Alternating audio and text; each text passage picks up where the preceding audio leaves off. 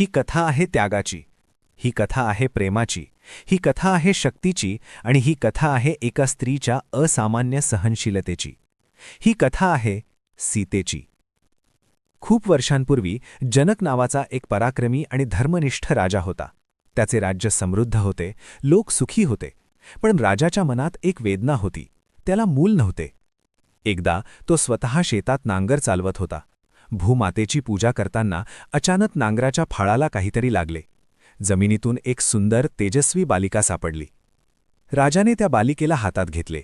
तिच्या चेहऱ्यावर विलक्षण तेज होते. त्या क्षणी राजाला जाणवले, ही साधी मुलगी नाही, ही भूमीची देणगी आहे. त्याने तिला आपल्या घरी आणले आणि नाव ठेवले सीता. सीता राजवाड्यात वाढली, पण तिच्या स्वभावात राजेशाही अहंकार नव्हता.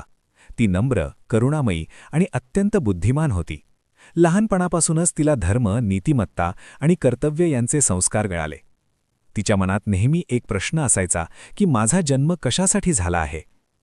सीता मोठी होत गेली तशी तिचे सौंदर्य आणि गुण संपूर्ण आर्यावर्तात प्रसिद्ध झाले. राजा जनकाने तिच्या विवाहासाठी एक अट ठेवली.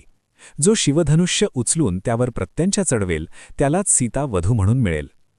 राजदरबारात अनेक पराक्रमी राजे, योद्धे आले. त्यांनी प्रयत्न केले, पण कोणीही ते धनुष्य हलवूही शकले नाही. आणि मग आला तो क्षण.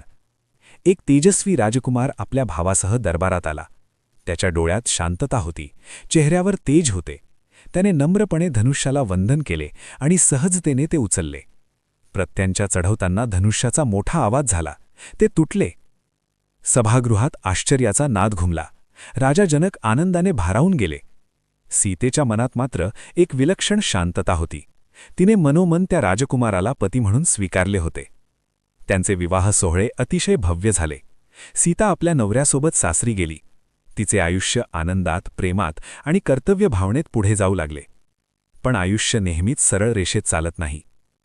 राजकारणातील एका वचनामुळे तिच्या पतीला 14 वर्षांचा वनवास पत्करावा लागला. संपूर्ण राजवाडा दुःखाने भरून गेला. पण सीतेच्या मनात मात्र एक ठाम निर्णय होता. जिथे पती तिथेच माझे स्थान. कोणीही तिला थांबवू शकले नाही. तिने राजवाड्याची सुखसोय सोडली, दागिने काढले, साधे वस्त्र परिधान केले आणि वनवासाचा मार्ग स्वीकारला. वनातले जीवन कठीण होते. काटेरी झाडे, जंगली प्राणी, अनिश्चितता. पण सीतेच्या चेहऱ्यावर कधीही तक्रार नव्हती. तिच्या मनात केवळ प्रेम आणि कर्तव्य होते. ती प्रत्येक झाडाशी, प्रत्येक नदीशी मैत्री करत होती. तिचा स्वभाव